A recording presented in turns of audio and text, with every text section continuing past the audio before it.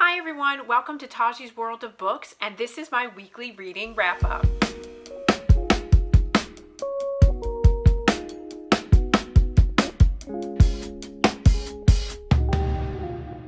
Hi everybody, welcome back to Taji's World of Books, and this is my weekly reading wrap-up. And this week I read a total of 10 books, so I'm really pleased with myself. I had a great reading week. And I already pre-filmed several clips of my Alex haul, the Spireland series. So I'm going to go ahead and insert clip 1 here. So I wanted to give my thoughts about Alex's haul, the Spire series novels, and this particular one is called Glitterland. This is my first time reading this author. I was really impressed with this author's delivery, his writing style, and his storytelling abilities. The gravity of the stories that he tells. This story really reminded me of Hanya Yanagihara's A Little Life. But this is definitely a romance novel, so it does have a happily ever after, whereas if you've read A Little Life, that does not have a happily ever after. However, the same themes are very prevalent and present in this story. So this is the story of a pulp fiction crime novelist named Ash Winters. He's very well established. People know him. When they see him on the street, they know who he is. It takes place in London in the UK, and it has a group of friends that he's been friends with for quite a long time. And what we learn about Ash is that Ash has a mental illness, and his mental illness is bipolar 1, which means that he's had manic episodes in the past. He's been hospitalized. He also has a history of suicidality and self-harm, and in the form of cutting. And so he was in a relationship with one of the characters, Niall. And so he was in a relationship with Niall for quite some time. The problem is the relationship became very unhealthy because of his frequent manic episodes, his frequent substance abuse and drinking that caused them to not be in an equal relationship, but rather Niall became a caretaker. So rather than Ash being a partner to Niall, he became a burden. And so the story takes off where Ash wakes up in a panic because he's in a strange bed, and he's clearly gone home with someone overnight, doesn't remember anything because he was either drunk or high when he did it. And so he wakes up in a panic, and he also suffers from panic attacks, and he calls Niall, and Niall does what he always does, which is he rescues him. But Niall is bitter and resentful about this. Okay, so fast forward, they have a mutual friend named Max, and Max is getting married, and they are all going to his stag party. And while they're at the club, Ash meets Darian, and Darian is nothing like anyone that he would have dated in the past. Darian is a model type character who is very like glittery, and he's got a lot of like fake tan, and he really just is what you see is what you get, kind of very simple guy. And Ash is this pseudo-intellectual, highbrow, really sophisticated character, but he's taken by Darian. And Darian does to Ash what Niall could never have done, or no one else could do, which is he brings him out of his shell, and he evolves and he develops as a character, as an individual, as a person. He is forced to face his fears. He's forced to be honest with Darian. Darian is one of those, he's like a lovable puppy, right? That like you just can't help, but he like wants to snarl at him, because Ash is a snarly kind of guy, but because of who Darian is, and he's so bubbly and so open and so responsive, that he just slowly starts to bring Ash out. And it's a beautiful story of love, friendship, forgiveness, respect, mental illness, how to overcome mental illness, to find the right balance of medication, and to get your medication right, and to stay on it, and to stay healthy and happy. But also it's a way to face your fears and to say, I'm sorry. And and really truly mean it, and how to learn from your mistakes, because we all make mistakes. It's not what we do, that matters. It's how we handle what we do. And that is more true in this book than any other book that I've ever read, that Ash is forced to fix what he's done wrong, learn from it, and move forward and do better in the future. And Darian, in his simple, simplistic ways, brings that out. This author and this is a male-male romance, this author does a tremendous job of writing broken characters that have issues, whether it be mental health issues, whether it be anxiety, whether it be depression, whatever it is, how through relationships a partner can help you to evolve and become better. And so this was a 5 out of 5 star for me. I absolutely loved it. I was so taken with the characters, and I didn't think that I was going to love it as much as I did. And I'm so glad that I did pick this up. You should pick it up if you really want to see the story of redemption and the story of like a snarly kind of grumpy bear and a really bubbly character come together and find each other. It's all here in this.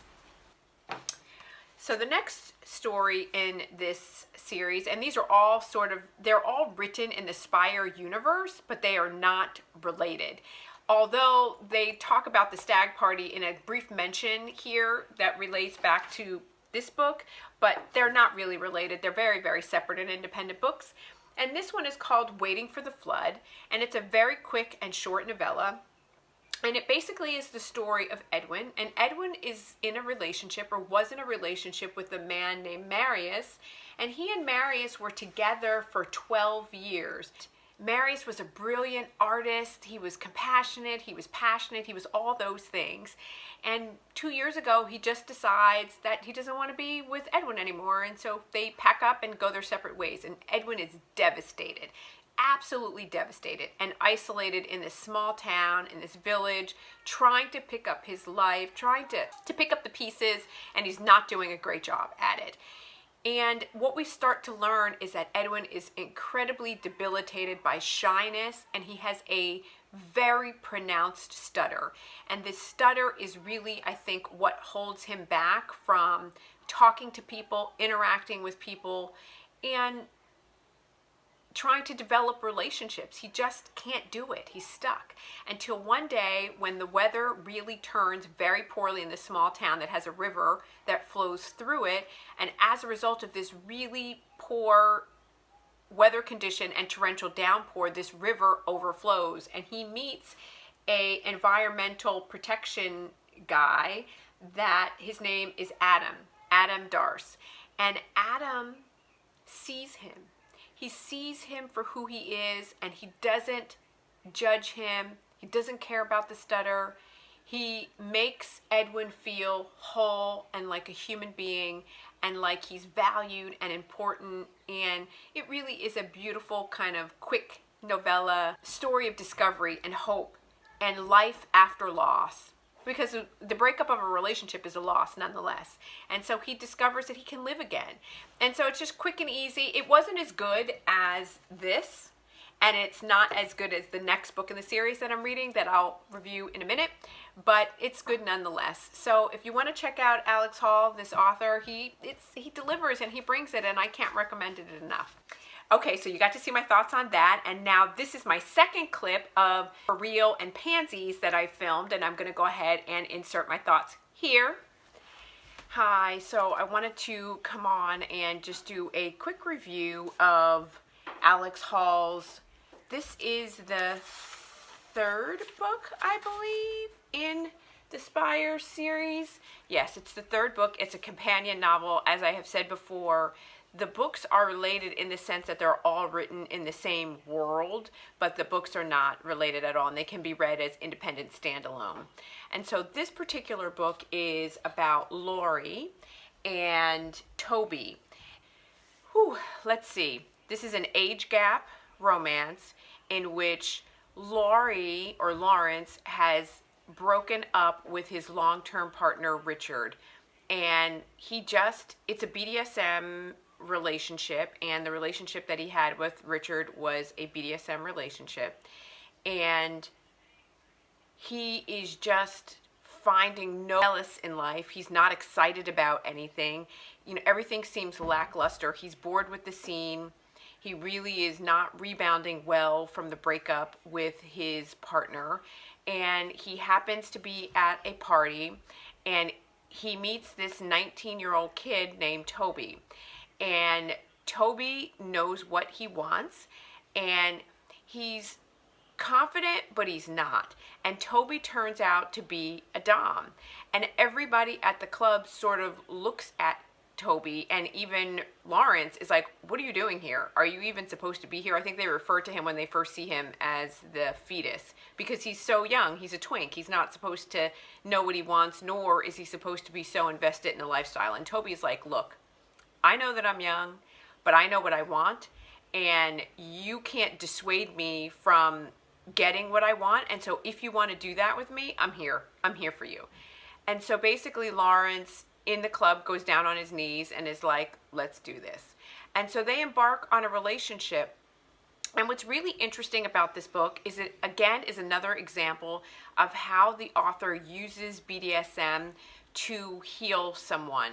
And the roles are very reversed in the sense that the submissive is the 37-year-old Lawrence and the dominant is 19-year-old Toby. But their relationship works in that Toby helps to heal Laurie's heart. And Laurie is willing to give up everything to him. His body, his trust, his safety, his security, all of those things to Toby, but he's not willing to give Toby his heart. And Toby very quickly, because he knows what he wants, starts to fall for Lawrence, and he falls in love with him because Lawrence provides him with everything that he's been looking for. And so they have this one night stand, and then after that, Lawrence basically sends him on his way, and then Toby comes back after this long period of silence, and he's like, you basically ruined me for any other relationship. I know what I need, and a boy of 19 years old can't provide that for me. And so it just is a really beautiful story of, it takes trust to a whole nother level. It's not just trust of my body and trust of our intimate relationship. It's, I'm trusting you with my heart and with my soul. And how do you support and help your partner? And how do you not worry about the future and this huge age gap, but rather you stay in the moment and experience life for what it is and take those beautiful moments that are in front of you and don't take them for granted, and experience them and love them and cherish them for all that they're worth, because in any instance they could be gone. And there is death in this book, loss of a loved one. It's about loss and gain, right? And then recognizing when you gain something, how to cherish it and how to respect it and to be working towards our goals. And sometimes the only way to heal a broken heart or a broken soul is through love, although they do it through pain and submission here as well, but they do it through love. So it's an romance. It's beautiful. Alexis Hall, I stumbled upon this author. Actually, I stumbled upon the other books. This particular book was recommended by Jen in the Book Refuge. And so I went with her recommendation, and she's never steered me wrong. And so I checked it out, and I gotta tell you, Alex Hall writes really well. And the audiobook for this is amazing. And it's in the accents are very, because it's all set in the UK, in Essex. Everything is set properly and done well, and the accents are on point. And so they just did a really good job. So I think you should check this out because it's not going to fail you, and it's a beautiful, beautiful story. Okay, the next book in this series that I want to go ahead and review now is Pansies, and it's the last book in the Spire series. And I have to say that I didn't like this story as much as I liked all of the others. So For Real for me was a 5 out of 5 star. This 3.75. I mean, it was okay. It's the story of Alfie, and Alfie meets Fen. And he and Fen went to school together, and Alfie significantly and severely bullied Fen throughout grade school because they went to grade school together. And it comes out that during that time, Fen loved him and had a crush on him and really wanted to be with him. and Alfie was struggling with his homosexuality and struggling. He didn't have any idea that he was gay, and so he wasn't able to understand who he was and what he wanted. So so time passes. Alfie is now a financial guru living in London, and he goes back to his hometown for a family wedding. And when he's there at the wedding, he's like, this is bollocks, this is bullshit, like I can't do this. And so he leaves the wedding and goes to this bar, and he's like intent on like picking somebody up. And who does he pick up? Fen. But he doesn't recognize Fen. Fen recognizes him. And so then it ensues from there. And it's a hate to love in that Fen is pissed off and angry and resentful of Alfie for what he's done to him and wants to make him pay. But it's also, you know, Fen knows who he is, and Fen is queer, and his presentation is not the heteronormative standard of what you would expect, right? Like Fen is his own person. He is going to dress the way he wants to dress. He's going to dye his hair the way he wants to, and he's perfectly comfortable and okay with who he is. And Alfie, even though Alfie is now accepting that he is gay, he still adheres to heteronormative standards. And so Alfie challenges him on that. He's like, you don't tell me what I should act like and what I should dress like and how I should talk. And so he really forces Alfie to take a look at himself and accept himself. And if he can't accept himself, then Finn is like, get the hell out of my life. I don't have time for this. I know who I am, and this is what I'm doing. But at the same time, Fen is dealing with the loss of his mother. So the mother, the book starts off, which is really beautiful, in that she owns a florist shop, and she has a guy that comes in every Tuesday and meets with her, and they clearly have a relationship every Tuesday. And one Tuesday he comes in and she tells him she's pregnant, basically, and the story ensues from there. And you learn that that is Fen's parents, and so the mother has died and Fen has taken over her flower shop. And that's where everything sort of takes place. And it's a beautiful story, and it's well done and well written, and Alex Hall delivers, much like he delivered in every other story. Just for me, I didn't care. Alfie and Fen, I was invested in them, but Fen was a little bit too angry for me, but I understand why he was angry, and it dragged out. It could have been told in a much shorter way, and we could have gotten the same story in less pages. But again, still worth a read and still important, but I just wasn't invested in them because they both had their own hang-ups that I wanted them to get past, that I wanted them to work through or get on the same page and work through together, and they kind of didn't. It just didn't all come together for me in that way. So that's my thought on this. So that's the end of this clip. Now we're going to go back to the next clip and get the rest of my weekly reading wrap up. So I'll see you over there. Okay, so now that we got those out of the way, I am going to pretty quickly go through the rest of the books that I read this week so that we can get a sense of what we thought about those. So this book, Normal People, is written by Sally Rooney, and I wanted to go ahead and include this because I also watched the Hulu adaptation of Normal People. And I have to say that both the Hulu version of this as well as the book are 5-star for me. It was absolutely great. This is a women's fiction book. I was not expecting much of this. This was recommended to me by a friend. And so when I went into it, I was like, I'm not sure how I feel about this. The first thing that I want to say, when you first start to read this book, it's a little jarring, her writing style, because she doesn't provide, or she doesn't write with any quotation marks. And so it's a little bit weird. You don't really know if you're not paying close attention. Is this a conversation that's happening between people? So you need to pay close attention. But I think that she does that to convey that the two main characters are very odd, in the sense that Connell and Marianne, who are their main characters, are friends in school. Marianne is a very odd character. She seems at first glance like she's on the spectrum. She doesn't know how to communicate with people. She doesn't communicate well. And she's a bit distant and a bit cold. And Connell is very well liked and very well accepted by his mates in school. And so his mother works for her family. Marianne's family is quite wealthy. This is set in Ireland, and the story really takes off from there. They have an odd sort of friendship in that they become friends, but Connell, for whatever reason, feels like their friendship won't be accepted by his peers, and so he wants to keep this a secret. And so things progress from there. They also meet later at university, and the tables really have turned and their relationship is very different.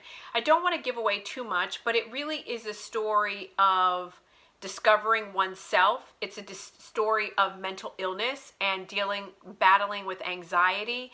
It's battling with the demons of one's past from being abused as a child, and what that does to you and how you view yourself and how you're willing to allow other people to treat you as a result of the maltreatment that you received at the hands of your family. So this is a very moving book.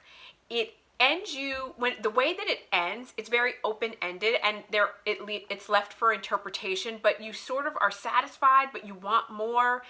It will bring you to tears. It's sad. It's beautiful. It's the story of the human condition and how one can hurt oneself and how you allow others to hurt. And there are many times in this book where you just say, Connell, Marianne, just talk to each other. Just communicate what you want. Ask for what you want.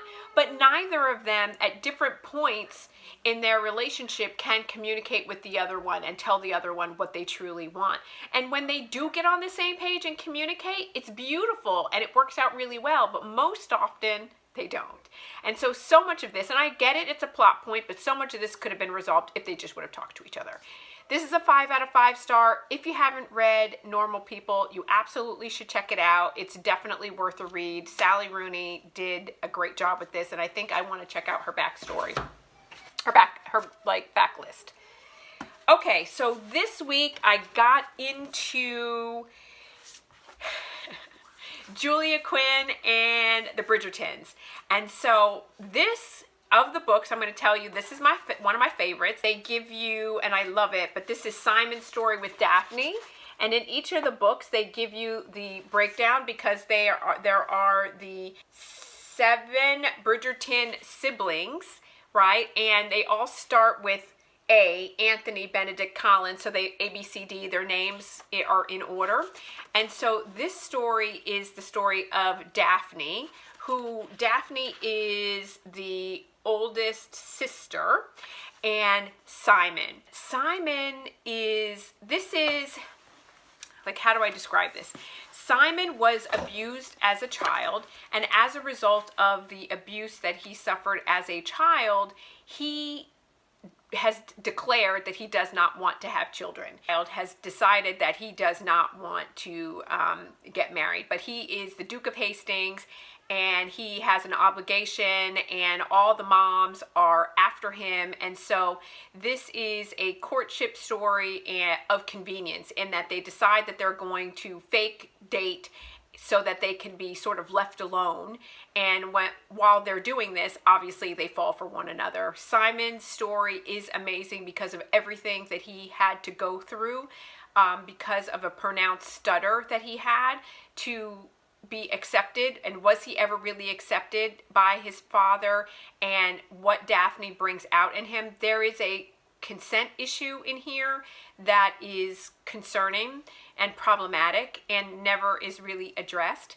You know, the problem that I have with historical romances is that oftentimes, and we can get into a conversation about why this happens, but oftentimes there is an element of the female who withholds truths and lies about things, and it's often overlooked and forgiven and move past. And so as I'm finding, while I really like this book, historical romances are not for me. The Bridgertons are a great family, and I love the story between Daphne and the challenging mamas that are gonna hop on the Duke of Hastings, and it's a beautiful, beautiful story. This is a 5 out of 5 star.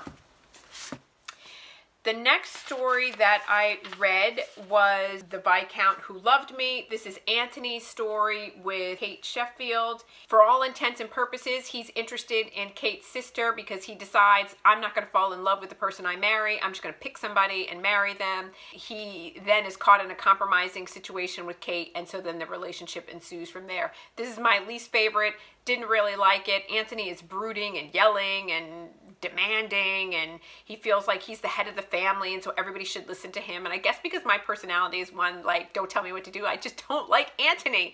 So I gave this a 3 out of 5 star for me. Not that interesting. Then I read Romancing Mr. Bridgerton, and this is Colin's story with Penelope Featherington. Connell, this is a friends to lovers story. Connell is been traveling the world and just living a rakish lifestyle. He made a really nasty comment about Penelope, who is friends with his sister, and he said, you know, I know that everybody expects me to get married, and Penelope Featherington is the least likely person I'm going to marry. He hurts her feelings, but she forgives him anyway. So as I said, it's a friends to lover. The most interesting part of this story is not Colin and Penelope's relationship. It was quite boring to me. The most interesting part of this book is the divulging of Lady Whistledown and discovering who Lady Whistledown is. That's the best part of this story. This, again, 3 out of 5 star for me.